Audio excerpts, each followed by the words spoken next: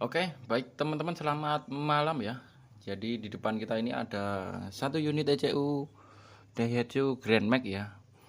Jadi kita sebutin dulu untuk kode ECU-nya 89560 BZ460. Nah, ini keluhannya kerusakan, tidak bisa ngonek ke AC. Kalau yang lain normal. Oke. Jadi ini kendalanya di sistem AC-nya ya. Oke. Setelah saya telusuri, saya cek-cek, ternyata ini ECU-nya yang non AC ya. Jadi saya cross check lagi ke bapaknya, mobilnya itu baru dapat. Jadi di mobil atau di mobilnya ya, mobil itu dia ada sistem AC-nya ada. Cuman di ECU-nya ini dipasang ECU yang non AC, dan dia ECU dia menggunakan ini ya, VVT-e ya. Seperti itu. Jadi awal mulanya itu saya cek ada cek engine yang nggak bisa hidup, atau sinyal ke lampu cek engine speedometer itu di bypass, atau bypass itu dimatikan. Nah, salah satunya itu kalau menurut pengalaman itu adalah si OCV-nya nongol terus, artinya ECU ini bukan peruntutannya untuk mobil yang ada. Seperti itu. Jadi mesinnya itu dia tidak menggunakan VVT-e, tapi dipasangin mobil VVT-e. Cek engine kan pasti melotot tuh, terus di bypass, cek engine mati, seperti itu. Nah, informasinya juga di speedometer itu cek engine bisa nyala. Nah, itu ada mencurigakan speedometernya yang dimodifikasi, seperti itu. Oke, jadi ini pengetesan. Kita akan tes simulasi ECU-nya ini apakah dia menggunakan AC atau tidak, seperti itu. Nah, ini inputnya sudah kita gunakan ya, kita pasangin ya. Ini ISC, kalau dia diaktifkan AC-nya, dia akan bergerak ke kanan sedikit atau membuka sedikit ya. Nah, seperti itu. Nah, ini yang sebelah sini adalah temperatur. Sini adalah switch knob untuk putar dingin atau tidak. Yang ini adalah switch 1 2 3 4 nya. Dia mainnya ground. Ini mainnya ground atau transistor. Yang ini mainnya temperatur ya.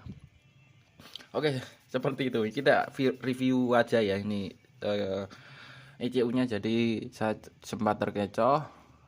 Jadi ECU-nya ini tidak menggunakan AC ya. Seperti itu. Karena ini saya ada juga ECU Grand Max non AC tapi non VVT-e, sama ini kodenya, selisih 10 angka ya. Ini BZ450, yang sana BZ460. Ini yang dipasang ini adalah yang menggunakan VVT-e. Yang ini ECU baru datang ini dia non VVT-e, tidak menggunakan AC. Nah, ini fishingnya sama persis, outputnya, soketnya sama. Kalau dipasang bisa hidup. Keduanya ini kalau dipasang AC-nya tidak bisa berfungsi ya, karena dia keduanya tidak menggunakan sistem AC di ECU-nya. Jadi yang bermasalah itu ketika dipasang di mobil, ketika diputar knob 1 2 3-nya itu putaran AC-nya ya.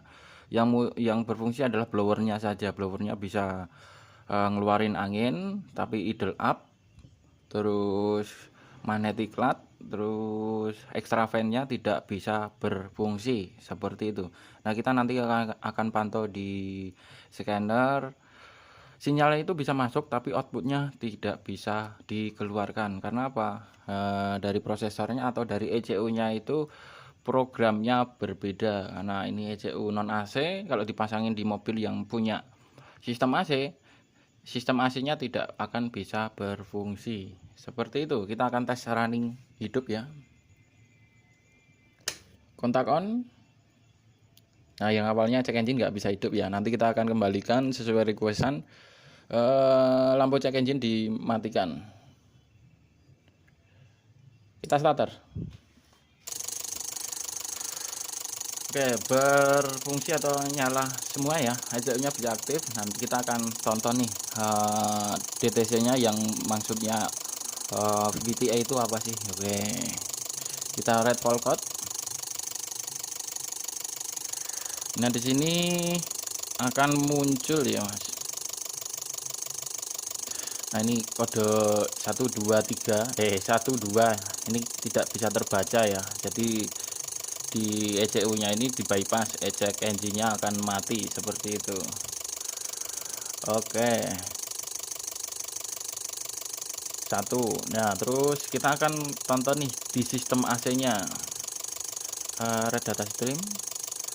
Ini sinyal AC, terus RPM mesin sama engine coolant temperatur atau suhu mesin ya. Ada kepenyet satu tuh. Sebentar saya kembalikan. Ini ikut-ikutan kepenyet. Oke, nah dari sini kita bisa lihat nih ECU itu bisa aktif. Sistem AC-nya harus memenuhi standarnya dulu ya, atau apa-apa yang harus dipenuhi. Contohnya yang pertama itu RPM harus di atas 750. Terus ini RPM kita benerin dulu di atas 750 ya.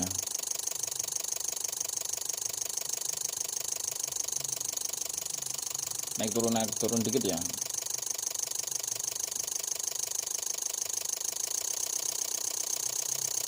Oke, kita kasih di posisi 900. Oke, dia satu sudah bisa sudah apa ya, sudah memenuhi satu ya untuk RPM. Terus suhu temperatur harus di bawah 100 derajat Celcius ya. Kalau di atas 100 derajat Celcius, dia sistem AC nya akan di off kan.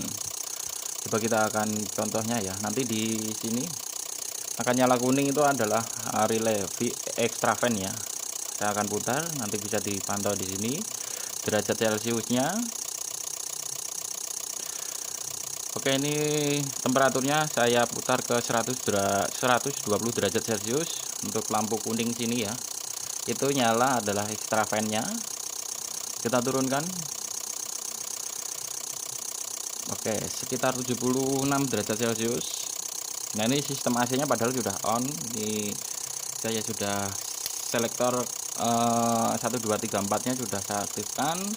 Terus yang di sini adalah thermistor sama ini ya, sudut knob dingin atau tidaknya. Ini kalau saya putar ke kiri, sistem AC nya akan off ya.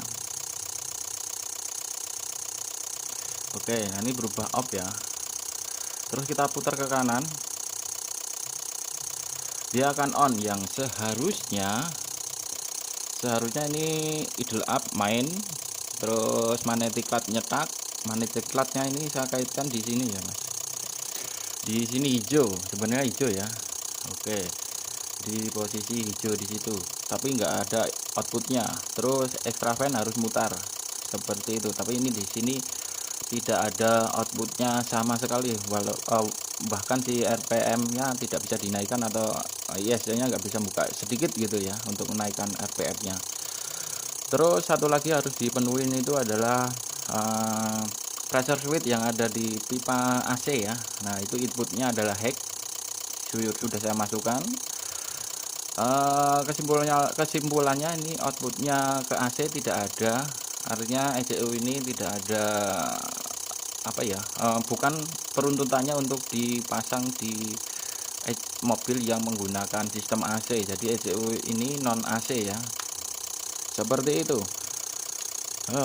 Yang seharusnya yang biasanya trouble itu, contoh nih, ketika di AC magnetic clutch nggak bunyi tapi RPM bisa naik, kipas radiator atau extra fan bisa mutar. Nah, salah satunya seperti itu. Nanti kerusakannya hanya ada beberapa ya, contohnya magnetic clutch tidak bisa.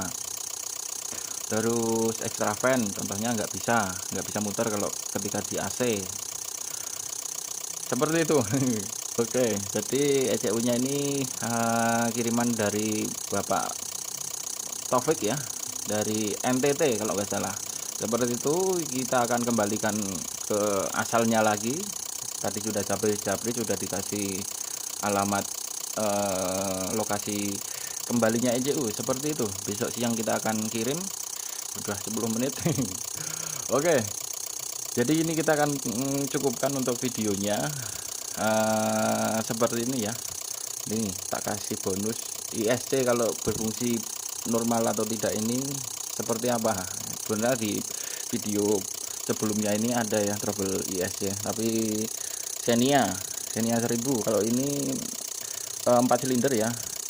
Kita akan cabut dulu untuk scan-nya.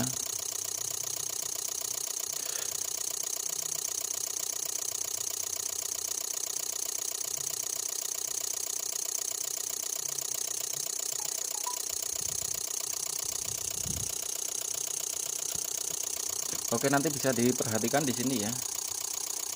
Geser dikit. Nah, kita akan matikan, nanti akan ada perubahan di ISC sini ya.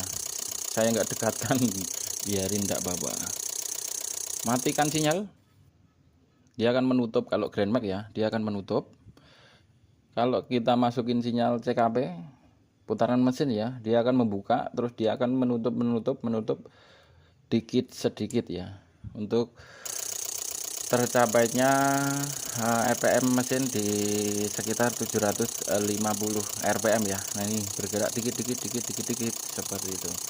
Coba kita matikan ya, terus kita kontak off.